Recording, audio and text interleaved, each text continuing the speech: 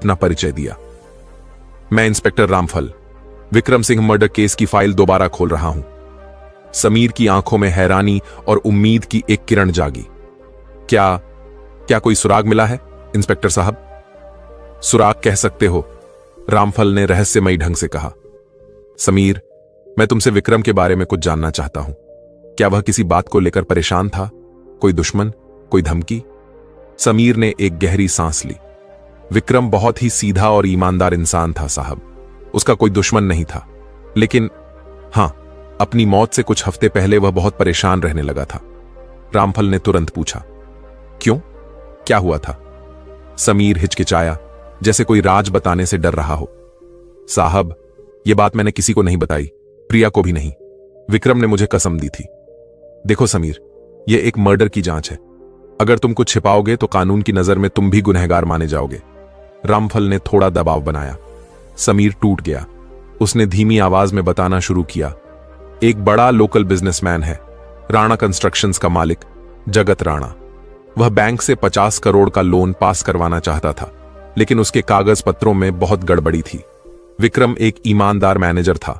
उसने फाइल को अच्छी तरह से जांचा और पाया कि यह एक फ्रॉड लोन था। उसने लोन पास करने से साफ इनकार कर दिया। तो फिर क्या हुआ? रामफल की दिलचस्पी बढ़ गई। जगत राणा को यह बात बर्दाश्त नहीं हुई। उसने विक्रम को कई बार धमकी दी। पहले तो उसने पैसों का लालच दिया, फिर जब विक्रम नहीं माना तो उसे और उसके परिवार को खत्म करने की धमकी देने लगा। विक्रम बहुत डर गया था। उसने मुझसे कहा था कि उसे लग रहा है कि जगत राणा उसे मरवा देगा। रामफल का दिमाग तेजी से काम करने लगा। यह एक बहुत बड़ा सुराग था। विक्रम की हत्या का मकसद अब साफ हो रहा था। रामफल ने पूछा, तुमने यह बात पहले पुलिस को क्यों नहीं बताई? मैं डर गया था साहब। जगत राणा बहुत पहुंच वाला और खतरनाक आदमी है। मुझे लगा कि अगर मैंने मुंह खोला तो वह मुझे भी मार डालेगा, समीर ने कांपती आवाज में कहा।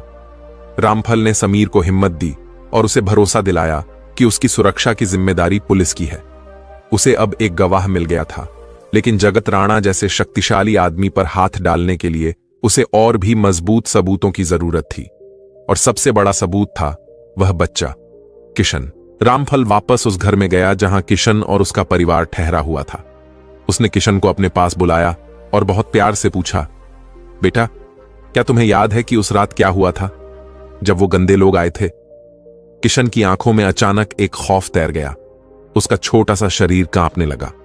उसने धीमी आवाज में उस रात की कहानी सुनानी शुरू की और उसकी बातें सुनकर रामफल के रोंगटे खड़े हो गए। मैं बैंक से